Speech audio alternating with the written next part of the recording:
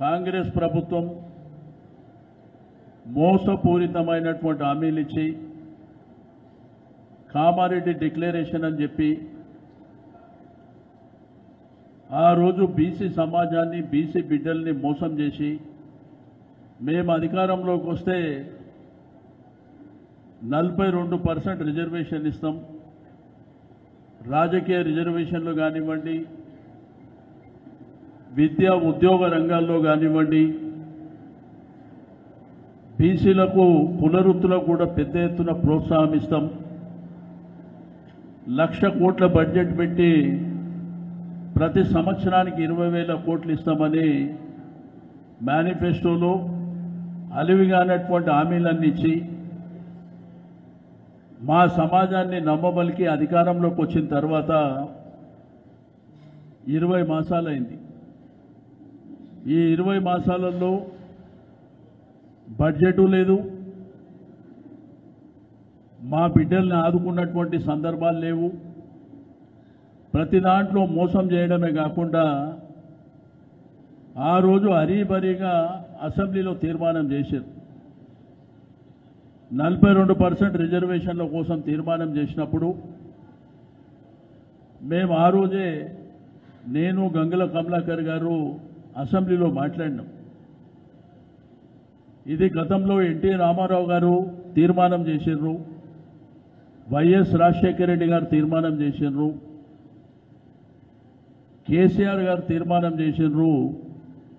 ఈ తీర్మానం అయిన తర్వాత 9th షెడ్యూల్లో పెట్టాలంటే కేంద్ర ప్రభుత్వం ఒప్పుకుంటలేదు, మీదంతా డ్రామా అని చెప్పి చాలా స్పష్టంగా చెప్పినాం. కులగణన చేస్తామని చెప్పి ఆ కులగణననే పెద్ద తప్పుల తడక. దానికి డెడికేషన్ కమిషన్ విషయంలో కానీ, లేకపోతే బీసీ కమిషన్ విషయంలో కానీ, లీగల్ ఆస్పెక్ట్లో ఏది చూడకుండా హరీబరీగా తీర్మానం చేసి మరి ప్రెసిడెంట్ ఆఫ్ ఇండియాకు పంపించారు. అక్కడి నుంచి రిప్లై లేకముందే మళ్ళా ఆర్డినెన్స్ తీసుకొచ్చారు. అంటే బీసీలని మోసపుచ్చాలనేటువంటి ప్రయత్నంలో భాగంగా ఈ కార్యక్రమాలన్నీ చేశారు. ప్రెసిడెంట్ గారి దగ్గరికి తీర్మానం పోకముందే ఢిల్లీలో ధర్నా చేశారు.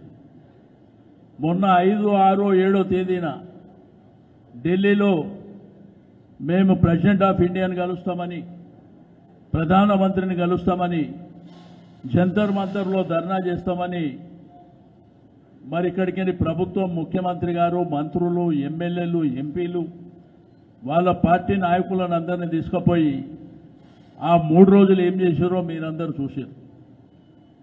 ఆ 3 రోజులు కూడా ప్రైమ్ మినిస్టర్ అపాయింట్మెంట్ అడగలే, ప్రెసిడెంట్ గారు అపాయింట్మెంట్ అడగలే.